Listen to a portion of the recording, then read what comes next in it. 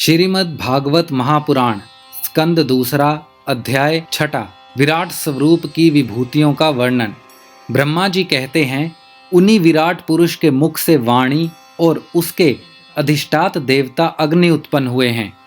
सातों छंद उनकी 7 धातुओं से निकले हैं। मनुष्यों, पितरों और देवताओं के भोजन करने योग्य अमृतमय अन्न, सब प्रकार के रस नेनेन्द्रियां और उसके अधिष्ठात देवता वरुण विराट पुरुष की जिह्वा से उत्पन्न हुए हैं। उनके नासा छिद्रों से प्राण, अपान, व्यान, उदान और समान, ये 5 प्राण और वायु तथा घ्राणेन्द्रियां से अश्विनी कुमार, समस्त औषधियां एवं साधारण तथा विशेष गंध उत्पन्न हुए हैं। उनकी नेत्रेंद्रिय रूप और तेज की तथा नेत्र गलोक स्वर्ग और सूर्य की जन्मभूमि है। समस्त दिशाएं और पवित्र करने वाले तीर्थ कानों से तथा आकाश और शब्द श्रोतेंद्रियों से निकले हैं। उनका शरीर संसार की सभी वस्तुओं के सार भाग और सौंदर्य का खजाना है। सारे यज्ञ, स्पर्श और वायु उनकी त्वचा से निकले हैं। उनके रोम सभी उद्विज पदार्थों के जन्म स्थान हैं, अथवा केवल उन्हीं के जिनसे यज्ञ संपन्न होते हैं। उनके केश, दाढ़ी, मूछ और नखों से मेघ, बिजली, शिला एवं लोहा आदि धातुएं तथा भुजाओं से प्रायः संसार की रक्षा करने वाले लोकपाल प्रकट हुए हैं। उनका चलना फिरना भू, भुवः, स्वः तीनों लोकों का आश्रय है। उनके चरण कमल प्राप्त करने की रक्षा करते हैं और भयों को भगा देते हैं तथा समस्त कामनाओं की पूर्ति उन्हीं से होती है। विराट पुरुष का लिंग जल, वीर्य, सृष्टि, मेघ और प्रजापति का आधार है तथा उनकी जनेन्द्रियें मैथुन जनित आनंद का उद्गम है। नारद जी विराट पुरुष की पायु इंद्रिय यम, मित्र और मल त्याग का तथा गुदा द्वार हिंसा, नृत्री, मृत्यु और नरक का उत्पत्ति स्थान है। उनकी पीठ से पराजय, अधर्म और अज्ञान, नाड़ियों से नद नदी और हड्डियों से पर्वतों का निर्माण हुआ है। उनके उदर में मूल प्रकृति, रस नाम की धातु तथा समुद्र, समस्त प्राणी और उनकी मृत्यु समाई हुई है। उनका हृदय ही मन की जन्मभूमि है। नारद, हम, तुम, धर्म, सनकादि, शंकर, विज्ञान और अंतःकरण सब के सब उनके चित्त से आश्रित हैं। मैं, तुम, तुम्हारे बड़े भाई सनकादि, शंकर, देवता, दैत्य, मनुष्य, नाग, पक्षी, मृग, रेंगने वाले जंतु, गंधर्व, अप्सराएं, यक्ष, राक्षस, भूत प्रेत, सर्प, पशु, पितर, सिद्ध, विद्याधर, चारण, वृक्ष और नाना प्रकार के जीव जो आकाश, जल या स्थल में रहते हैं, ग्रह, नक्षत्र, केतु, तारे, बिजली और बादल, ये सब के सब विराट पुरुष ही हैं। यह संपूर्ण विश्व जो कुछ कभी था, है या होगा, सबको वह घेरे हुए हैं और उसके अंदर यह विश्व उसके केवल 10 अंगुल के परिणाम में ही स्थित है। जैसे सूर्य अपने मंडल को प्रकाशित करते हुए बाहर भी प्रकाश फैलाता है, वैसे ही पुराण पुरुष परमात्मा भी संपूर्ण विराट विग्रह को प्रकाशित करते हुए ही उसके बाहर और भीतर सर्वत्र एक रस प्रकाशित हो रहा है। मुनिवर, जो कुछ मनुष्य की क्रिया और संकल्प से बनता है, उससे वह परे है और अमृत एवं अभय पद का स्वामी है। यही कारण है कि कोई भी उसकी महिमा का पार नहीं पा सकता। संपूर्ण लोक भगवान के एक पाद मात्र हैं तथा उनके अंश मात्र लोकों में समस्त प्राणी निवास करते हैं। भूलोक और स्वर्ग लोक के ऊपर महल लोक है, उसके भी ऊपर जन, तप और सत्य लोकों में क्रमशः अमृत, क्षेम एवं अभय का नित्य निवास है। जन, तप और सत्य, इन तीनों लोकों में ब्रह्मचारी, वानप्रस्थ एवं सन्यासी निवास करते हैं। दीर्घकालीन ब्रह्मचर्य से रहित गृहस्थ भूलोक और स्वर्गलोक के भीतर ही निवास करते हैं। शास्त्रों में 2 मार्ग बतलाए गए हैं, एक अविद्या रूप कर्म मार्ग जो सकाम पुरुषों के लिए है, और दूसरा उपासना रूप विद्या का मार्ग जो निष्काम उपासकों के लिए है। मनुष्य दोनों में से किसी एक का आश्रय लेकर भोग प्राप्त कराने वाले दक्षिण मार्ग से अथवा मोक्ष प्राप्त कराने वाले उत्तर मार्ग से यात्रा करता है, किंतु पुरुषोत्तम भगवान दोनों के आधारभूत हैं। जैसे सूर्य अपनी किरणों से सबको प्रकाशित करते हुए भी सबसे अलग है, वैसे ही जिन परमात्मा से इस अंड की और पंचभूत एकादश इंद्रिय एवं गुणमय विराट की उत्पत्ति हुई है, वे प्रभु भी इन समस्त वस्तुओं के अंदर और उनके रूप में रहते हुए भी उनसे सर्वथा अतीत है। जिस समय इस विराट पुरुष के नाभि कमल से मेरा जन्म हुआ, उस समय इस पुरुष के अंगों के अतिरिक्त मुझे और कोई भी यज्ञ की सामग्री नहीं मिली। तब मैंने उनके अंगों में ही यज्ञ के पशु, स्तंभ, कुश, यह यज्ञ भूमि और यज्ञ के योग्य उत्तम काल की कल्पना की।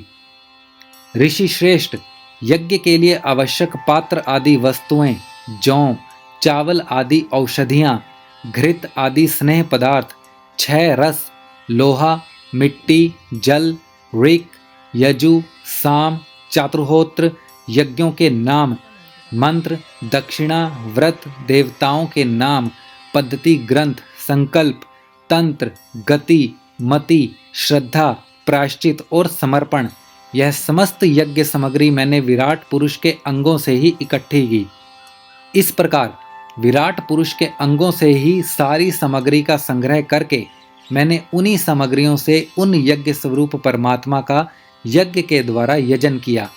तदंतर तुम्हारे बड़े भाई इन 9 प्रजापतियों ने अपने चित्त को पूर्ण सम्माहित करके विराट एवं अंतर्यामी रूप से स्थित उस पुरुष की आराधना की। इसके पश्चात समय समय पर मनु, ऋषि, पितर देवता, दैत्य और मनुष्यों ने यज्ञों के द्वारा भगवान की आराधना की। नारद, यह संपूर्ण विश्व उन्हीं भगवान नारायण में स्थित है, जो स्वयं तो प्राकृत गुणों से रहित है, परंतु सृष्टि के प्रारंभ में माया के द्वारा बहुत से गुण ग्रहण कर लेते हैं। उन्हीं की प्रेरणा से मैं इस संसार की रचना करता हूँ। उन्हीं के अधीन होकर रुद्र इसका संहार करते हैं और वे स्वयं ही विष्णु के रूप से इसका पालन करते हैं, क्योंकि उन्होंने सत्व, रज और तम की 3 शक्तियां स्वीकार कर रखी हैं। बेटा, जो कुछ तुमने पूछा था उसका उत्तर मैंने तुम्हें दे दिया। भाव या अभाव, कार्य या कारण के रूप में ऐसी कोई भी वस्तु नहीं है जो भगवान से भिन्न हो। प्यारे नारद, मैं प्रेम पूर्ण एवं उत्कंठित हृदय से भगवान के स्मरण में मग्न रहता हूँ। इसी से मेरी वाणी कभी असत्य होती नहीं दिखती, मेरा मन कभी असत्य संकल्प नहीं करता और मेरी इंद्रियां भी कभी मर्यादा का उल्लंघन करके कुमार्ग में नहीं जाती। मैं वेद मूर्ति हूँ, मेरा जीवन तपस्यामय है। बड़े बड़े प्रजापति मेरी वंदना करते हैं और मैं उनका स्वामी हूँ।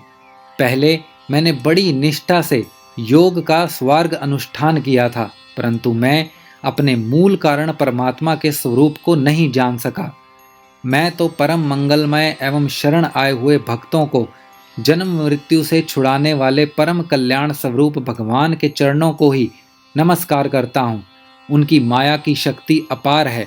जैसे आकाश अपने अंत को नहीं जानता, वैसे ही वे भी अपनी महिमा का विस्तार नहीं जानते।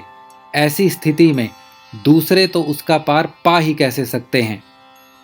मैं, मेरे पुत्र, तुम लोग और शंकर जी भी उनके सत्य स्वरूप को नहीं जानते, तब दूसरे देवता तो उन्हें जान ही कैसे सकते हैं। हम सब इस प्रकार मोहित हो रहे हैं कि उनकी माया के द्वारा रचे हुए जगत को भी ठीक ठीक नहीं समझ सकते। अपनी अपनी बुद्धि के अनुसार ही अटकल लगाते हम लोग केवल जिनके अवतार की लीलाओं का गान ही करते रहते हैं, उनके तत्व को नहीं जानते। उन भगवान के श्री चरणों में मैं नमस्कार करता हूँ। वे अजन्मा एवं पुरुषोत्तम हैं। प्रत्येक कल्प में वे स्वयं अपने आप में अपने आप की ही सृष्टि करते हैं, रक्षा करते हैं और संहार कर लेते हैं। वे माया के लेश से रहित केवल ज्ञान स्वरूप हैं और अंतर आत्मा के रूप में एक रस स्थित हैं। वे तीनों काल में सत्य एवं परिपूर्ण हैं, ना उनका आदि है ना अंत। वे तीनों गुणों से रहित सनातन एवं अद्वितीय हैं। नारद, महात्मा लोग जिस समय अपने अंतःकरण, इंद्रिय और शरीर को शांत कर लेते हैं, उस समय उनका साक्षात्कार करते हैं, परंतु जब असत पुरुषों के द्वारा कुतर्कों का जाल बिछाकर उनको रोक दिया जाता है, तब उनके दर्शन नहीं हो पाते। परमात्मा का पहला अवतार विराट पुरुष है। उसके सिवा काल, स्वभाव, कार्य, कारण, मन, पंचभूत, अहंकार, तीनों गुण, इंद्रियां, ब्रह्मांड, शरीर, उसका अभिमानी, स्थावर और जंगम जीव सब के सब उस अनंत भगवान के ही रूप हैं। मैं, शंकर, विष्णु, दक्ष आदि ये प्रजापति, तुम और तुम्हारे जैसे अन्य भक्तजन, स्वर्गलोक के रक्षक, पक्षियों के राजा, मनुष्य लोक के राजा, नीचे के लोकों के राजा, गंधर्व, विद्याधर और चारणों के अधिनायक, यक्ष, राक्षस, सांप और नागों के स्वामी, महर्षि, पितृपति, दैतेंद्र, सिद्धेश्वर, दानवराज और भी प्रेत, पिशाच, भूत, कुष्मांड, जल जंतु, मृग और पक्षियों के स्वामी एवं संसार में और भी जितनी वस्तुएं ऐश्वर्य, तेज, इंद्रिय बल, मनोबल, शरीर बल या क्षमा से युक्त है, अथवा जो भी विशेष सौंदर्य, लज्जा, वैभव तथा विभूति से युक्त है, एवं जितनी भी वस्तुएं अद्भुत वर्ण वाली, रूपवान या अरूप हैं, ये सब के सब परम तत्व में भगवत रूप ही हैं। नारद, इसके सिवा परम पुरुष परमात्मा के परम पवित्र एवं प्रधान लीला अवतार भी शास्त्रों में वर्णित हैं। उनका मैं क्रमशः वर्णन करता हूँ। उनके चरित्र सुनने में बड़े मधुर एवं श्रवणेंद्रिय के दोषों को दूर करने वाले हैं। तुम सावधान होकर उनका रस लो। श्रीमद् भागवत महापुराण, स्कंद दूसरा, अध्याय छठा, समाप्त।